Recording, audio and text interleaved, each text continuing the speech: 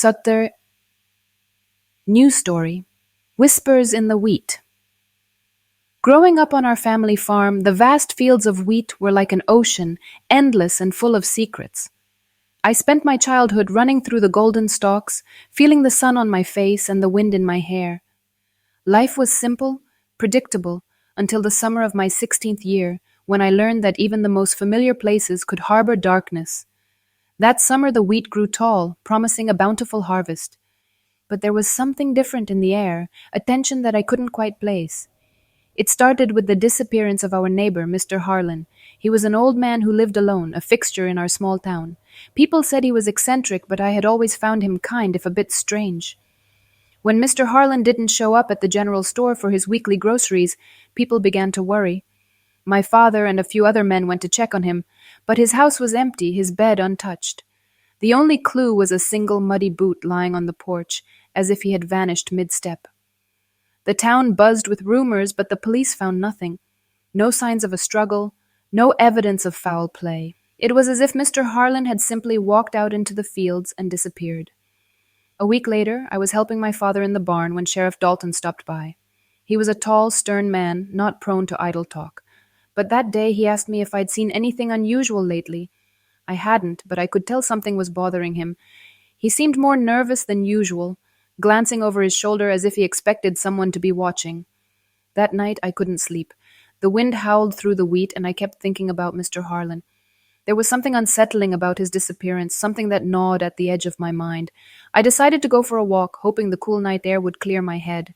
As I stepped outside, the moon cast long shadows over the fields, making the wheat sway like waves in a dark sea. I wandered for a while, lost in thought, until I noticed a faint light flickering in the distance, near the old abandoned well. Curious, I made my way toward it, the wheat brushing against my legs. As I got closer, I realized the light was coming from a lantern, held by a figure standing at the edge of the well. My heart raced as I recognized the silhouette. It was Sheriff Dalton. He was muttering to himself, his voice low and frantic. I couldn't make out the words, but the tone sent a chill down my spine.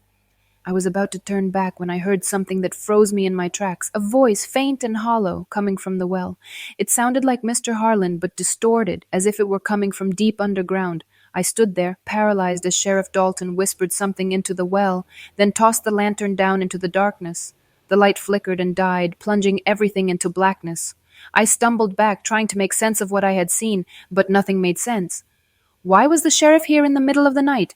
And why did it sound like Mr. Harlan was trapped in that well? The next morning I told my father what I had seen, but he dismissed it as a bad dream. "You've been working too hard," he said, ruffling my hair, but I knew what I had seen, and it wasn't a dream.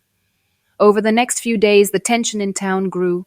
More people reported hearing strange noises at night, whispers carried on the wind, footsteps in empty fields.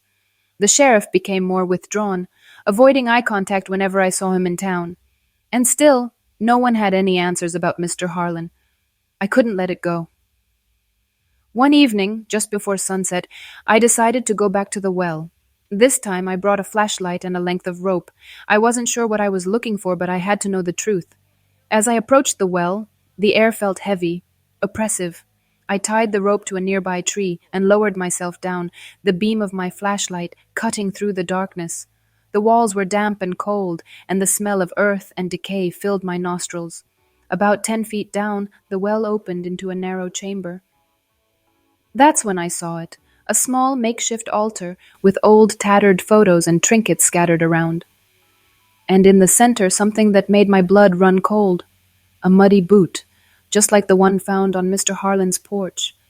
Suddenly, the whispers returned, louder this time, echoing off the stone walls. I felt a hand brush against my shoulder, cold and clammy.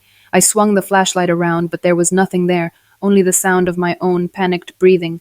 I scrambled back up the rope, my heart pounding in my chest. As I reached the top, I looked down one last time and saw a pair of glowing eyes staring up at me from the darkness.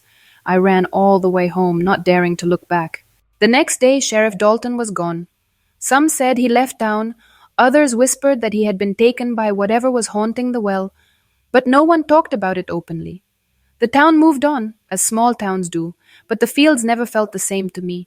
The wheat still swayed in the wind, the sun still set over the horizon, but I knew that beneath the surface something dark was lurking, something that would never fully reveal itself, but would always be there just out of sight.